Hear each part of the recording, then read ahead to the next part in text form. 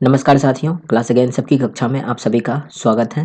साथियों, ये हमारा दूसरा सेशन है बीपीएससी साइंस पीवाईक्यू का। आगे बढ़ने से पहले अगर आप लोग पहले सेशन को नहीं देखे हैं तो चैनल पर जा करके आप लोग पहले सेशन को देख लें, जिसमें कि मैंने बीपीएससी के प्रीवियस ईयर्स क्वेश्चन के साइंस के पीवाईक्यू को डिस्कस किया है। आज के इस वीडियो में हम लोग 19 साइंस के पीवाईक्यू क्वेश्चंस को आगे डिस्कस करने वाले हैं। तो आइए हम लोग शुरू करते हैं। तो पहला प्रश्न है, the most important cell type associated with the immunity of body is. Body के इम्यूनिटी के साथ जो एसोसिएटेड है सेल टाइप, वो मोस्ट इम्पॉर्टेंट सेल टाइप कौन सा है? तो इट इज़ बेसिकली लिम्फोसाइट्स, जो कि मोस्ट इम्पॉर्टेंट सेल टाइप्स हैं हमारे बॉडी का। लिम्फोसाइट्स बेसिकली WBC होता है, यानी कि वाइट ब्लड सेल होता है, जो कि हमारे बॉडी में क्रूशियल रोल प्ले करता है in providing the immunity to the body. Red blood cells की अगर बात करें तो रेड ब्लड सेल्स को हम लोग राइथ्रोसाइट्स भी कहते हैं। ये आयरन रिच प्रोटीन कंटेन करता है, जिसको कि हेमोग्लोबिन कहते हैं, और इसी के वजह से ब्लड में रेड कलर होता है। आरबीसी बोन मैरो में बनता है और इनका मेन फंक्शन है ऑक्सीजन को ट्रांसपोर्ट करके ले जाना to various tissues and organs of the body. फिर आ जाता है एक blood platelets. Blood platelets tiny blood cells होते हैं, जो कि क्लॉट्स को फॉर्म करने में हेल्प करता है अगर किसी तरह की इंजरी हो जाती है हमारे बॉडी पार्ट्स में तो। और ये हमारे बॉडी पार्ट्स में इंजरी के दौरान जो ब्लीडिंग होती है उसको रोकने में ये मदद करती है। नेक्स्ट क्वेश्चन है, which of the following statement is correct? इनमें से कौन सा स्टेटमेंट इनकरेक्ट है about muscles in the human body? Human body में मसल्स को लेकर के कौन सा स्टेटमेंट इनकरेक्ट है? Muscles work in pair, muscles become shorter, stiffer and thicker when contracted. Muscles can only push the bone more than one of above. तो इनमें से कौन सा स्टेटमेंट गलत है? तो ये वाला स्टेटमेंट गलत लग रहा है, यानी कि muscles can only push the bone, ये स्टेटमेंट रॉन्ग है, यानी कि हमारा आंसर सी हो जाएगा। अगर हम लोग मसल्स के कुछ फंक्शंस को देखें तो मसल्स हमारे ह्यूमन स्केलेटल सिस्टम का एक इम्पॉर्टेंट पार्ट है। मायोफाइबर्स form muscles and parallel bundles of myofibrils form these muscles. Muscle consist of various proteins. कई प्रोटीन्स इसमें मौजूद होते हैं, जैसे कि एक्टिन, मायोसिन, ट्रोपोनिन और ट्रोपोमायोसिन। ये हमें लोकोमोशन में हेल्प करता है। मसल्स पुश कर सकता है, पुल कर सकता है। It is because muscles contract with the help of proteins actin and myosin. Muscle work in pair. Muscle जो है पेयर्स में वर्क करता है। इसमें दो प्रोटीन है, एक एक्टिन है और दूसरा मायोसिन है। एक मसल कॉन्ट्रैक्ट करता है और दूसरा रिलैक्स होता है। तो इस तरह से हम लोग कह सकते हैं कि मसल्स पेयर्स में वर्क करते हैं। Muscles get shorter, stiffer and thicker when contracted. Next question है, which type of lens is used in magnifying glass? Magnifying glass में किस प्रकार का लेंस यूज किया जाता है? तो it is basically convex lens. Magnifying glass में कॉन्वेक्स लेंस का इस्तेमाल किया जाता है। मैग्नीफाइंग ग्लास बेसिकली एक ऐसा ग्लास होता है जिसमें ऑब्जेक्ट के इमेज को मैग्नीफाई करके दिखाया जा सकता है। तो हम लोग जानते हैं कि मैग्नीफाइंग ग्लास जो है या फिर मैग्नीफाइंग लेंस कुछ इस प्रकार से होता है, यानी कि दोनों तरफ इनका कॉन्वेक्स सरफेस होता है। इसको हम लोग कन्वर्जिंग लेंस भी कहते हैं। ये बीच में थिकर होता है, जबकि इनके एजेस जो होते हैं वो थिनर होता है। और रेज ऑफ लाइट या पैरेलल बीम ऑफ लाइट अगर ये आता है तो ये फोकस की तरफ कंसंट्रेट होने लगता है। और कॉन्वेक्स लेंस के इमेज फॉर्मेशन की बात करें तो कॉन्वेक्स लेंस में जो इमेज फॉर्म होता है mainly real and inverted image form होता है। बस एक केस है जो कि हमने पिछले वीडियो में डिस्कस किया था, जिसमें कि ये वर्चुअल एंड इरेक्ट इमेज को बनाता है जब ऑब्जेक्ट को फोकस और पोल के बीच में रखा जाता है। तो इसका आंसर हो जाएगा कॉन्वेक्स लेंस। नेक्स्ट क्वेश्चन है, the paramagnetic theory of magnetism applies to? कहाँ अप्लाई होता है paramagnetic theory of magnetism? It is applied to platinum. तो पैरामैग्नेटिक मटेरियल्स ऐसे मटेरियल होते हैं that are weakly attracted to magnets. Magnets में ये वीकली अट्रैक्टेड होते हैं, तो इसलिए इनमें से जो हमारा ऑप्शन हो जाएगा that will be platinum. Next question है, the nucleus of an atom consist of? Atoms के न्यूक्लियस में क्या क्या प्रेजेंट होता है? तो हम सभी लोग जानते हैं कि एटम्स के न्यूक्लियस में प्रोटॉन और न्यूट्रॉन मौजूद होता है। तो इसका आंसर हो जाएगा बी।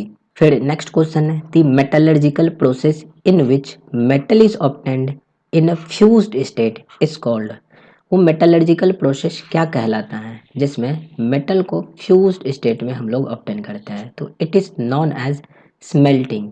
बेसिकली जो process of extraction of metal है, the process of extraction of metal in its molten state by any reducing agent in the presence of flux is called smelting. अब फॉर एग्जांपल ले तो oxides of less electropositive metals जैसे कि lead हुआ, zinc हुआ, iron हुआ, फिर copper हुआ, इनको रिड्यूस किया जाता है किसी रिड्यूसिंग एजेंट के द्वारा, और उसके बाद जो हमें फ्यूज्ड स्टेट में ये जो मेटल मिलते हैं that is known as smelting.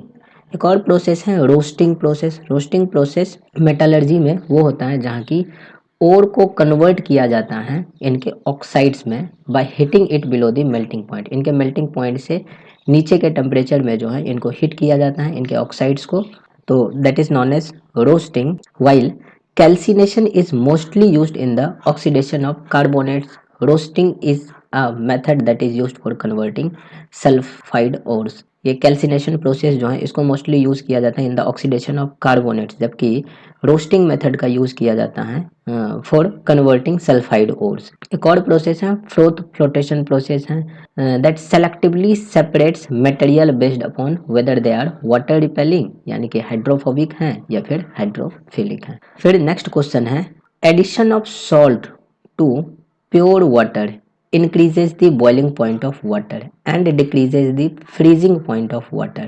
क्या ये स्टेटमेंट सही है?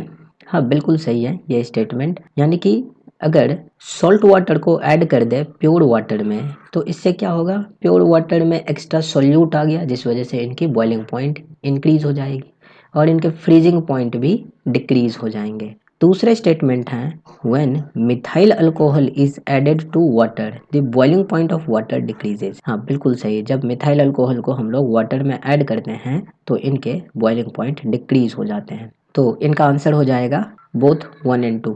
नेक्स्ट क्वेश्चन है which among the following are constituent of brass, इनमें से ब्रास के कॉन्स्टिट्यूएंट कौन कौन से हैं? तो ब्रास जो बना होता है वो मेनली कॉपर और निकेल के मिक्सर से बना होता है। कॉपर और निकेल का एलॉय है ब्रास। बेसिकली ब्रास में कॉपर का कंटेंट 60% होता है और निकेल का कंटेंट 40% होता है, तो 40-60 के रेशियो में इनको मिलाया जाता है और फिर जो हमें एलॉय हमें मिलता है वो ब्रास होता है। कुछ दूसरे एलॉय की अगर बात करें जैसे कि ब्रॉन्ज हो गया, ब्रॉन्ज में कॉपर, टीन और कुछ मिसलेनियस मेटल्स जैसे कि मैंगनीज, एल्यूमिनियम का इस्तेमाल किया जाता है। स्टर्लिंग सिल्वर में सिल्वर 92% होता है और कॉपर 7% के लगभग होता है। फिर बेल मेटल में कॉपर और टीन को यूज़ किया जाता है। स्टेनलेस स्टील में आयरन, क्रोमियम और निकेल का इस्तेमाल किया जाता है। फिर क्वाइन मेटल्स हैं, इसमें 75% कॉपर और निकेल का इस्तेमाल किया जाता है।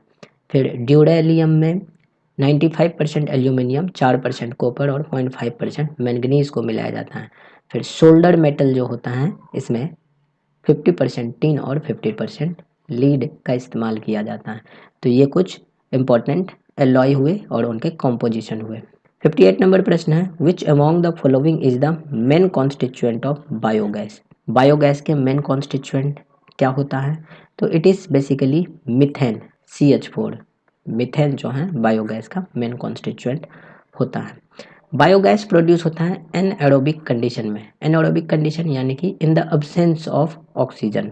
इसमें 55 से लेकर के 70% तक मीथेन होता है, जबकि 30 से 45% तक कार्बन डाइऑक्साइड होता है। साथ में कुछ दूसरे गैसेस के ट्रेसेस भी इसमें मिलते हैं जैसे कि हाइड्रोजन सल्फाइड और ammonia. Biogas is considered renewable source of energy. It is also referred to as gobar gas because the starting material is bovine dung और गोबर इन हिंदी, तो इसलिए इनको हम लोग गोबर गैस के रूप में भी जानते हैं।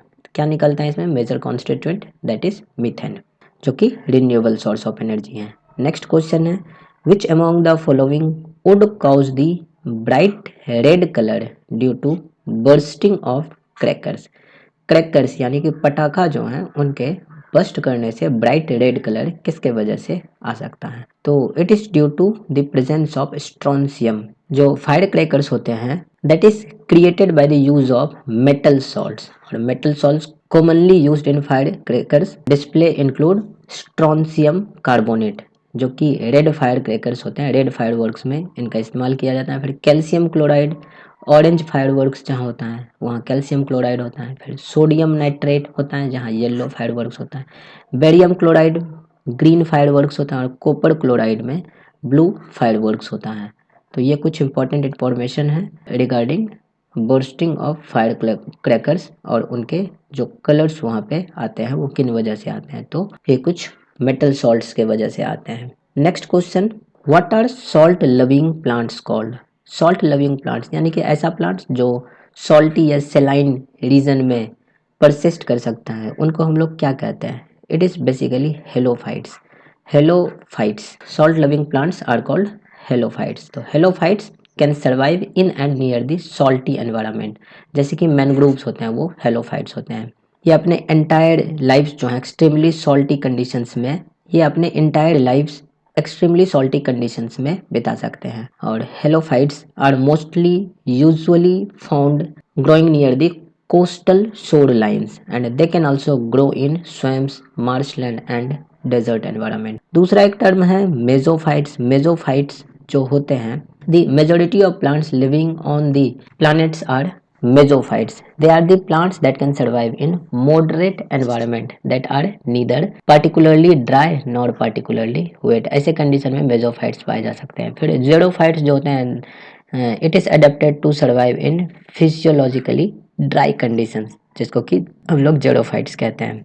जैसे कि कैक्टस वगैरह सब हुआ, तो ये सब xerophytes ही है। फिर एक और टर्म ऑप्शन में है ग्लाइकोफाइट्स। तो ग्लाइकोफाइट्स ऐसे प्लांट्स होते हैं which are not salt tolerant, ये सॉल्ट टॉलरेंट नहीं होता है, and are damaged fairly easily by high salinity. High salinity condition में ग्लाइकोफाइट्स नहीं परसिस्ट कर सकते हैं, एग्जिस्ट नहीं कर सकते हैं, वो मर जाएगा, खत्म हो जाएगा। तो which among the following is known as the quick lime? Quick lime किसको कहते हैं? तो हम सभी लोग जान रहे हैं कि क्विक लाइम जो होता है that is calcium oxide. Calcium oxide को बेसिकली हम लोग क्विक लाइम के नाम से जानते हैं। कुछ और केमिकल कंपाउंड को देखें जो कि अलग अलग कॉमन नेम से जाने जाते हैं, जैसे कि बेकिंग सोडा हुआ, तो बेकिंग सोडा सोडियम बाइकार्बोनेट को कहा जाता है। बेकिंग सोडा सोडियम बाइकार्बोनेट हुआ।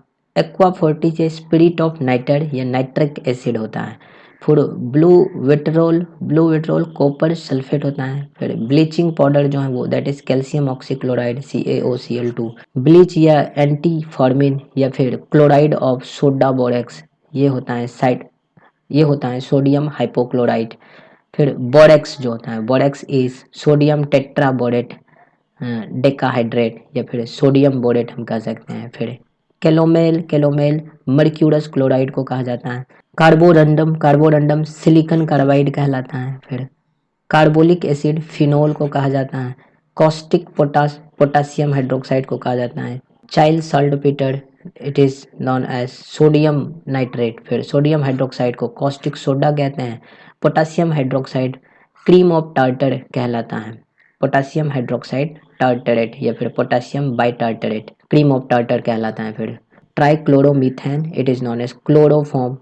फिर CF12 या फ्रीऑन जो है it is known as difluoromethane. फिर कैल्शियम मैग्नीशियम कार्बोनेट जो है it is known as dolomite.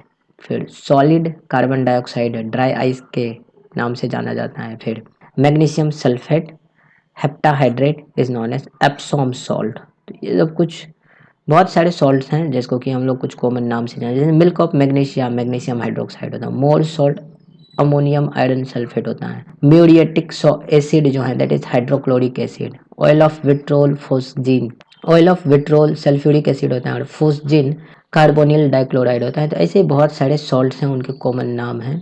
बहुत सारे सॉल्ट हैं और उनके कॉमन नेम हैं, तो ये हमें याद रहने चाहिए, कभी भी किसी भी एग्जाम्स में पूछा जा सकता है। नेक्स्ट क्वेश्चन है what happens to the weight of iron when it rusts? जब रेस्टिंग होती है तो आयरन के वेट के साथ क्या होता है? तो आयरन का वेट सबसे पहले इंक्रीज करता है, फिर ये डिक्रीज होने लगता है। 63 नंबर प्रश्न हो जाएगा हमारे पास, which among the following is known as white metal?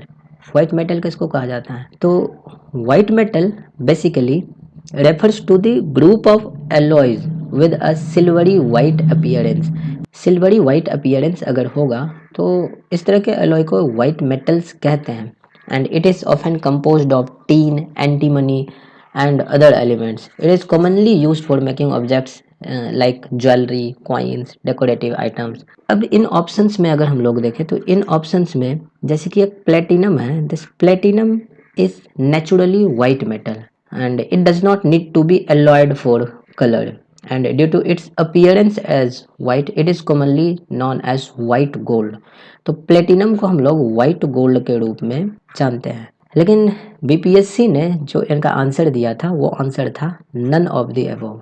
Next question हो जाता है consider the following statement with respect to noble metals. Noble metal के रेस्पेक्ट में हम लोग इन स्टेटमेंट को देखें तो noble metals are found in pure form in nature.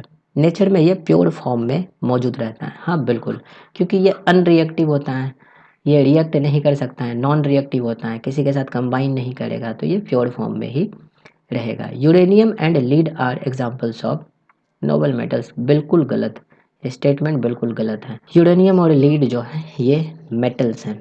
तो सेकेंड स्टेटमेंट रॉन्ग हो गया, आंसर हो जाएगा ए। 65 नंबर क्वेश्चन है fungi are plant that lack. Fungi ऐसे प्लांट होते हैं जिसमें कमी होती है, किन चीज़ों की? क्लोरोफिल की कमी होती है। तो बिल्कुल क्लोरोफिल फंगी में नहीं मौजूद रहता है। तो fungi must absorb food from dead organic matter to sustain. तो नेक्स्ट क्वेश्चन है pollination is best defined as. Pollination हम लोग जानते हैं कि ये दो प्रकार का होता है, एक सेल्फ पॉलिनेशन होता है, दूसरा क्रॉस पॉलिनेशन होता है। तो pollination is best defined as transfer of pollen grain from anther to stigma. Anther हम लोग जानते हैं कि this is male reproductive part in plants, जबकि दूसरे तरफ ये जो स्टिग्मा है ये फीमेल रिप्रोडक्टिव पार्ट होता है इन फ्लावर। फ्लावर में ये फीमेल रिप्रोडक्टिव पार्ट होता है और ये मेल रिप्रोडक्टिव पार्ट होता है। इसी एंथर में मौजूद होता है पोलन, और ये पोलन ग्रेन्स या तो एयर के थ्रू या किसी इंसेक्ट के थ्रू, या फिर ऐसे बोल सकते हैं कि पॉलिनेटर के थ्रू मेल से यानी कि एंथर से स्टिग्मा तक जाता है, और इस तरह से ये पॉलिनेशन प्रोसेस हो जाता है। तो इसका आंसर हो जाएगा D, transfer of pollen grains from anther to stigma. Next question है plant receives their nutrients mainly from. Plants nutrient कहाँ से मौजूद, मतलब कहाँ से ऑब्टेन करता है? प्लांट्स रिसीव करता है nutrients mainly from, it is mainly from the soil. Soil से ये रिसीव करता है। हम सभी लोग जानते हैं कि सॉइल से ये रूट सिस्टम के थ्रू ये न्यूट्रिएंट्स को ऑब्टेन करता है। अब न्यूट्रिएंट्स में अगर हम लोग देख ले तो कुछ माइक्रो न्यूट्रिएंट्स होते हैं, जैसे कि नाइट्रोजन हुआ, फॉस्फोरस हुआ, पोटेशियम हुआ, ये सब माइक्रो न्यूट्रिएंट हैं जो कि प्लांट सॉइल से ऑब्टेन करता है। Next question pine, fir, spruce, cedar, larch and cypress are the famous timber yielding plants of which several also occur widely in the hilly regions of India. All these belongs to gymnosperm। Gymnosperm क्या होता है? Gymnosperms ये are the group of seed producing plants that includes cycads, ginkgo, geophytes and conifers. They are also known as एक्रोजिम्नोस्पर्म।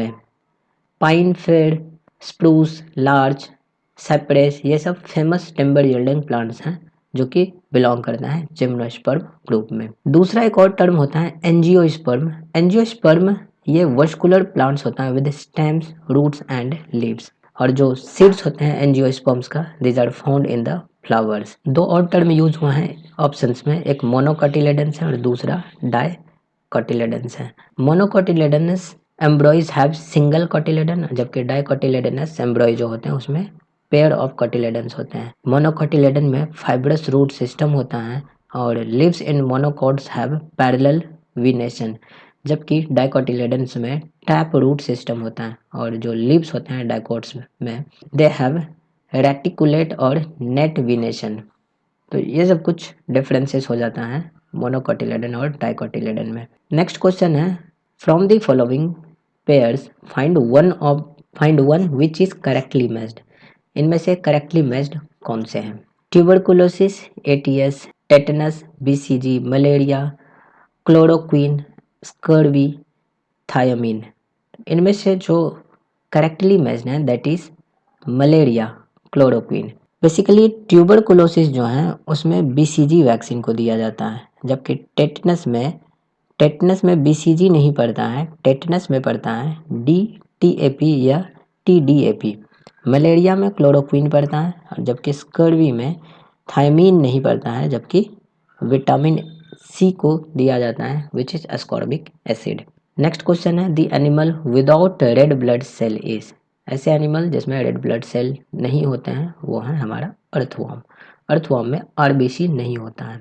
Next question है the ultimate substance to which the carbohydrates are degraded is. It is glucose. तो carbohydrate digestion is converted into glucose which is a monosaccharide, and proteins are broken down into their basic units like amino acid, and the fats are converted to fatty acids and glycerol. Next question हो जाता है most of the enzymes are basically proteins. जो enzymes होते हैं उनमें से most of the enzymes protein होते हैं। नेक्स्ट क्वेश्चन है who was the first scientist और डॉक्टर हु अटेम्प्टेड वैक्सीनेशन। तो इट वाज एडवर्ड जेनर। जो स्मॉल पॉक्स वैक्सीन है वो इंट्रोड्यूस किया गया था एडवर्ड जेनर के द्वारा स्मॉल पॉक्स वैक्सीन को इंट्रोड्यूस किया गया था, and he was the first successful vaccine to be developed. Smallpox vaccine जो है वो पहला सक्सेसफुल वैक्सीन था जो कि डेवलप किया गया था। नेक्स्ट क्वेश्चन है the working principle of washing machine is. It is basically centrifugation जो है ये हमारा वर्किंग प्रिंसिपल है वॉशिंग मशीन का। नेक्स्ट क्वेश्चन हो जाए the speed of light will be minimum while passing through. It will be minimum through vacuum और air और ग्लास और water. It will be minimum through glass के through ये सबसे कम होगा इनका स्पीड। किसका स्पीड? लाइट का speed. Which of the following is not a vector quantity. इनमें से कौन सा वेक्टर क्वांटिटी नहीं है? तो वेक्टर क्वांटिटी इसमें से स्पीड नहीं है, बाकी सभी ये वेक्टर है, ये भी वेक्टर है, स्पीड स्केलर क्वांटिटी है। नेक्स्ट क्वेश्चन है if the spinning speed of Earth increases then weight of the body at equator will get decreased. Next question हो जाता है who is the first person to define speed. Speed को define करने वाला पहला व्यक्ति कौन था? It was Galileo who defined the speed firstly. Next question है what is the law in which under the same condition of temperature and pressure equal volumes of all gases contain equal number of molecules. It is basically Avogadro law. फिर आ जाते हैं the theory of relativity is presented by which scientist. तो it was Albert Einstein who presented the theory of relativity. कुछ और discoveries हैं जैसे कि फोटोन की डिस्कवरी किसने करी थी? तो इट वाज अल्बर्ट आइंस्टीन। फिर इलेक्ट्रॉन की discovery J Thomson. Proton Ernest Rutherford. Atom की डिस्कवरी करी थी जॉन डाल्टन ने। न्यूट्रॉन हो गया James Chadwick. Law of motion Isaac Newton. Coulomb Charles Augustin de Coulomb. फिर Ohm's law George Simon Ohm. Electromagnetic induction Michael Faraday. फिर thermionic emission Thomas Edison. Radioactivity Henry Becquerel. फिर quantum theory was given by Max Planck and photoelectric effect Henry Rudolf Hertz. X ray Roentgen. Relativity theory Albert Einstein. Atomic structure Niels Bohr and Rutherford and nuclear reactor Enrico Fermi. ये सब कुछ important discoveries हैं और उनको discover करने वाले scientist हैं। 81 number प्रश्न आ जाता है due to temperature variation along a conductor potential variation occurs along it. This phenomena is known as. ये फिनोमेना थॉमसन इफेक्ट कहलाता है। Thomson effect it is basically the evolution or absorption of heat when an electric current passes through a circuit which is composed of a single material that has a temperature difference along its length। फिर Joule effect जो इसमें आया था, तो Joule effect also known as Joule heating और resistive heating. it refers to the phenomena where heat is generated when electric current passes through the conductor with resistance। और Seebeck effect जो हो जाता है it is also known as thermoelectric effect which occurs when a temperature difference is applied across a junction of two dissimilar material resulting in the generation of an electric potential difference or voltage। फिर आ जाता है Peltier effect. it is the reverse of Seebeck effect। It describes the phenomena where an electric current passing through a junction of dissimilar material causes a temperature difference to develop across the junction। 82 number प्रश्न है, which among the following is an incorrect option, गलत option इनमें से कौन सा है? तो गलत ऑप्शन इसमें, an atom is electrically neutral due to the presence of proton and electron inside the nucleus, ये गलत ऑप्शन है। Atoms are electrically nuclear because they have the same number of negatively charged electron and proton, negatively charged electron and positively charged proton, and proton is present inside the nucleus but electron revolves in orbit around the nucleus। तो यहाँ जो presence of proton and electrons inside the nucleus है, इसलिए ये गलत हो गया।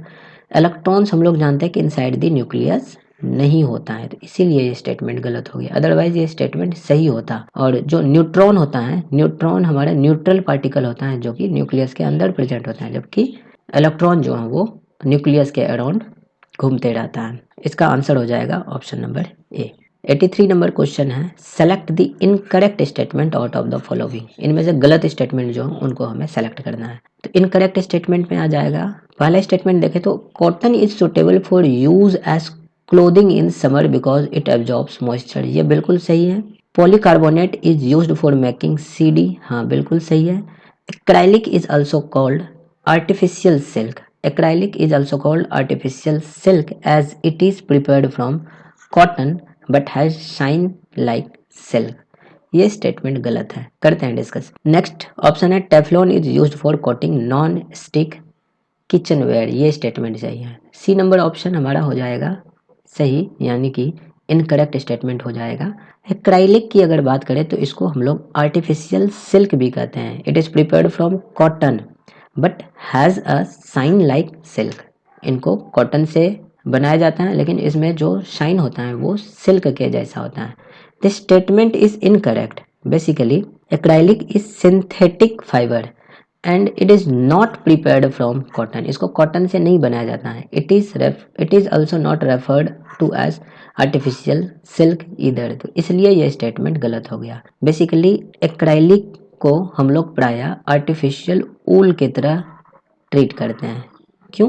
Because it is commonly used as a synthetic substitute for wool, जो ऊन है उनके सब्सटीट्यूट के रूप में इनका इस्तेमाल किया जाता है for various application in knit wears, blankets and upholstery. Acrylic fibre light weight होता है, मॉइस्चर विकिंग होता है एंड रेजिस्टेंट टू श्रिंकिंग और स्ट्रेचिंग, तो इसीलिए ये ऑप्शन सी जो है वो हमारा गलत हो गया। 84 नंबर प्रश्न है, which of the following statement about graphite and diamond is true, graphite और डायमंड को लेकर के कौन सा स्टेटमेंट ट्रू है, यानी कि सही स्टेटमेंट है, वो हमें चूज करना है।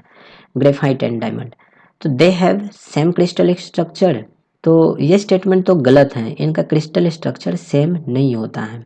दे हैव सेम हार्डनेस, बिल्कुल नहीं, ग्रेफाइट सॉफ्ट होता है, इसको हम लोग लुब्रिकेंट के रूप में यूज़ करते हैं, जबकि डायमंड जो है it is hardest substance to be known on the planet. और फिर थर्ड स्टेटमेंट हो जाता है, they have the same electrical conductivity, बिल्कुल नहीं, ग्रेफाइट में इलेक्ट्रिकल कंडक्टिविटी होती है जबकि डायमंड में इलेक्ट्रिकल कंडक्टिविटी नहीं होती है।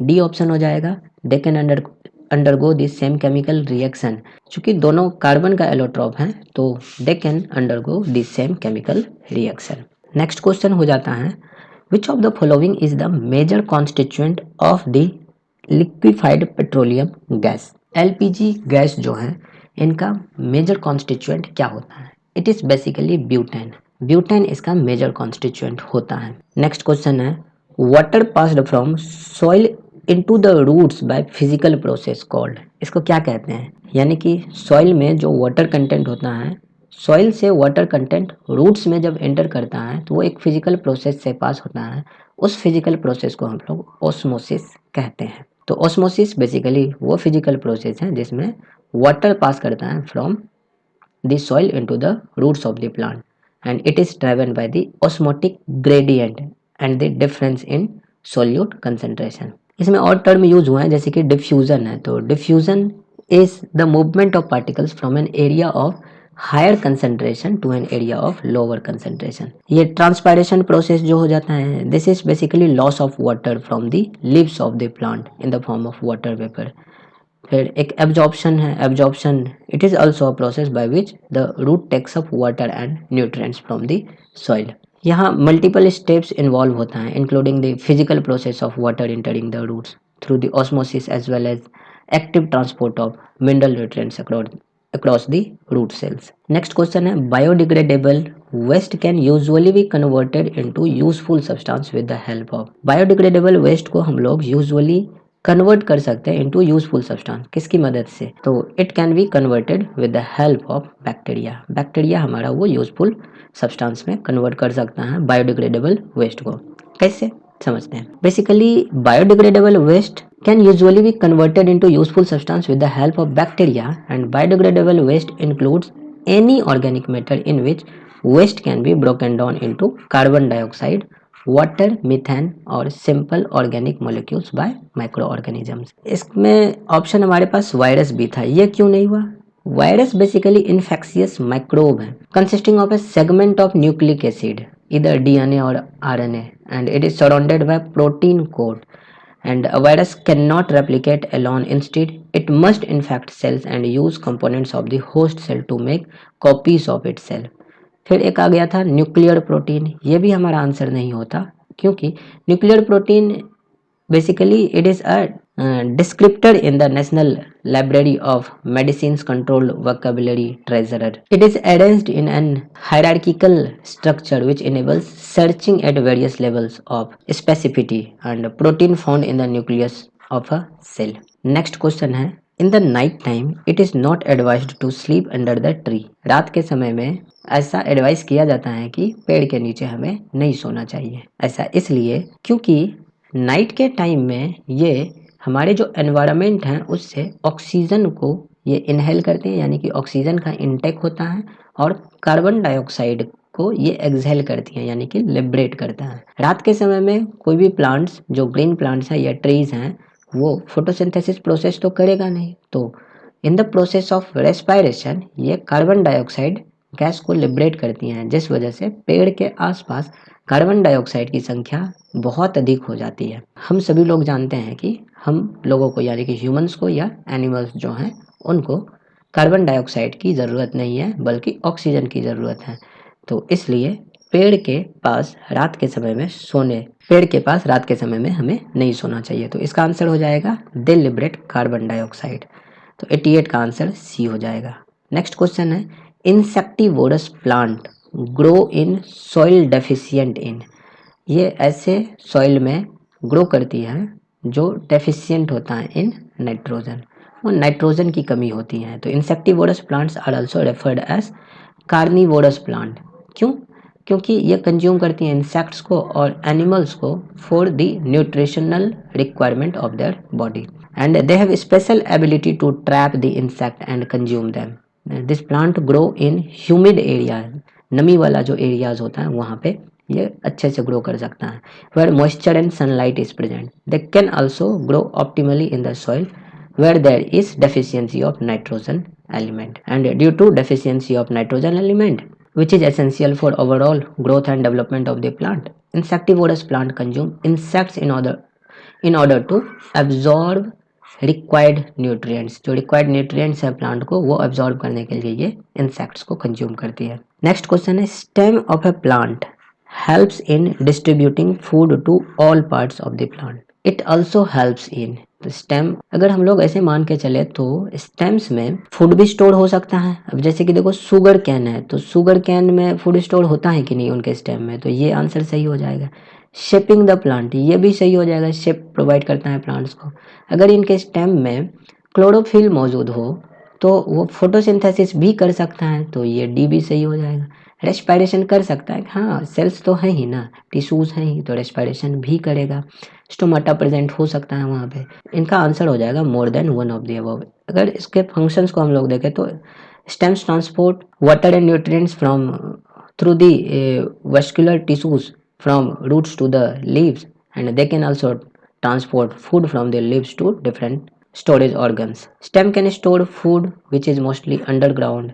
Stem can store water by becoming fleshy as in desert plant, and they can perform photosynthesis when leaves are reduced or absent in the desert plants। तो इसलिए इनका answer more than one of the above होगा। 91 में in transfusion blood must be compatible not only in blood type but also in transfusion में blood must be compatible, blood compatible होना चाहिए, सिर्फ इनके blood type में ही नहीं बल्कि RH फैक्टर में भी ये compatible होना चाहिए। तो ट्रांसफ्यूजन क्या है? इट इज बेसिकली, तो in transfusion blood must be compatible not only in blood type but also in RH factor, and before blood transfusion blood is tested to determine blood type, कौन से blood type हैं, ए हैं, B हैं, A B हैं या ओ हैं, और इनके RH फैक्टर को भी देख लिया जाता है कि RH फैक्टर इनका पॉजिटिव है या नेगेटिव है।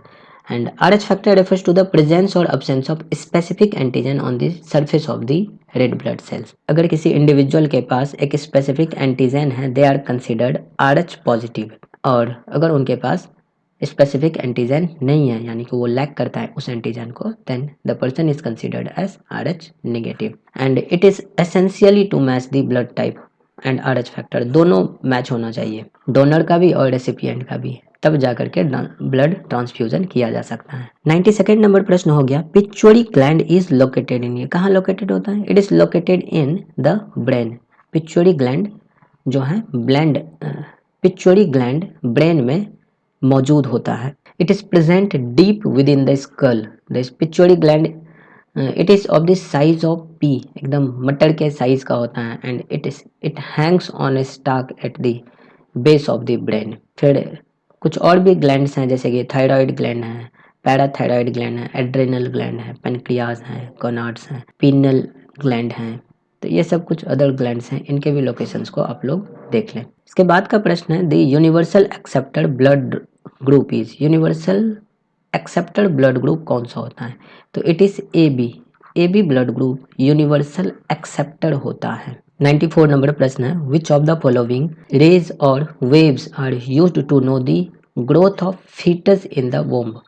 वोम्ब में फीटस के ग्रोथ को पता लगाने के लिए कौन से वेव का इस्तेमाल करते हैं? It is basically ultrasonic waves. Ultrasound करते हैं ना USG, तो उसमें अल्ट्रासोनिक वेव्स का इस्तेमाल किया जाता है। अदर वेव जैसे कि यहाँ पे एक्स रेज हैं, एक्स रेज मेडिकल इमेजिंग में यूज किया जा सकता है to visualise the bones, organs and tissues. फिर माइक्रोवेव्स हैं, फूड वगैरह कुक करने में इनका इस्तेमाल किया जाता है। फिर अल्ट्रावायलेट रेज हैं, इनका इस्तेमाल स्टेरिलाइजेशन में किया जाता है, और and disinfection of water, surface and air. UV lamps are used to kill germs in water purifier. कई यूजेज हैं, इनमें से कुछ का मेंशन यहाँ पे किया गया है। नेक्स्ट क्वेश्चन है, pneumonia is an infection of, pneumonia किस चीज का इन्फेक्शन है? न्यूमोनिया लंग्स का इन्फेक्शन है। ये कॉमन डिजीज है that can have more than 30 different causes and symptoms. It is highly contagious lung infection characterized by inflammation of air sacs in one or both the lungs. The air sacs get filled with fluid or pus resulting in fever, chills, cough, breathing difficulty, तो ये सब परेशानी आ सकती हैं इसमें। कुछ दूसरे disease को हम लोग देखें कुछ एक्स्ट्रा इन्फॉर्मेशन में, तो जैसे कि टेटनस हो गया, ये होता है क्लोस्ट्रीडियम टेटनाई के वजह से। होपिंग कफ हुआ, it is due to Bordetella pertussis. Gonorrhea is caused by Neisseria gonorrhea, and leprosy is caused by Mycobacterium leprae. Diphtheria is caused by Corynebacterium diphtheria. Plague is caused by Yersinia pestis. Typhoid is caused by Salmonella typhi. Tuberculosis, that is TB, is caused by Mycobacterium tuberculosis.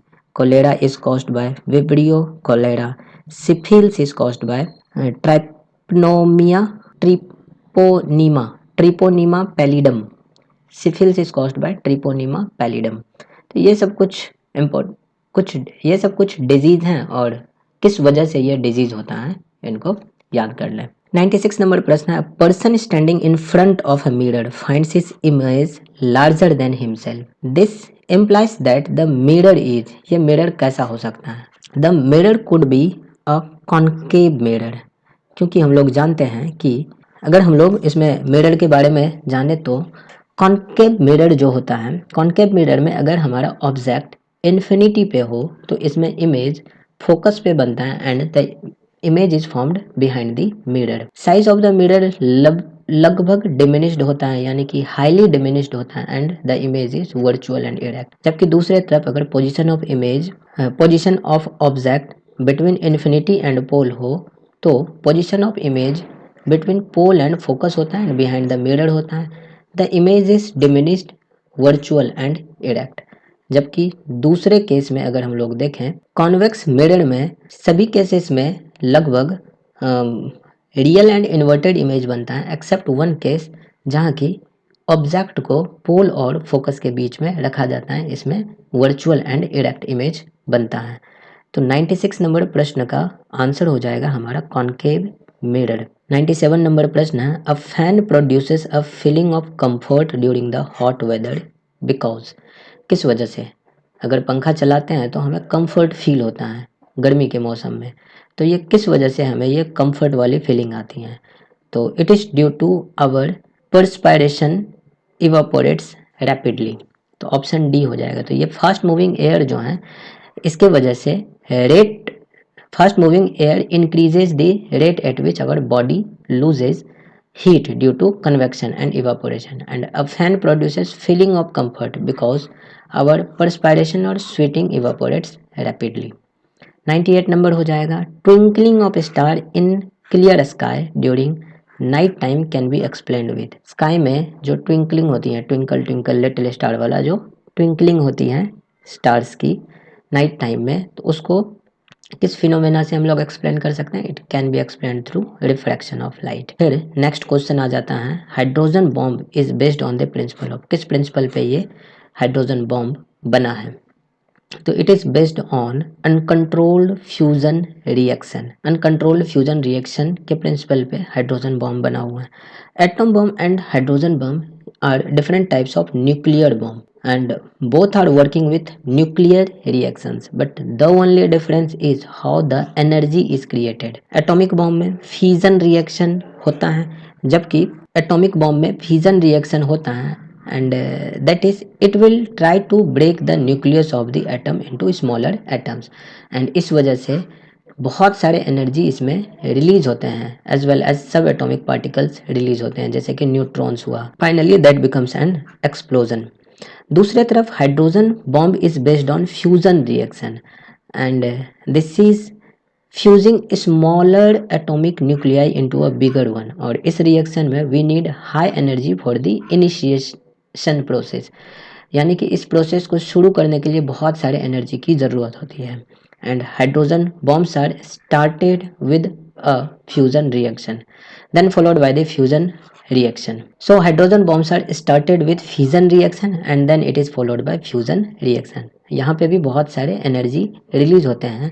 the energy released by a fusion reaction is approximately 4 times greater than the energy released in the fission reaction। तो ये हो गया। फिर 100 number question हो गया कि food gets cooked faster in a pressure cooker because.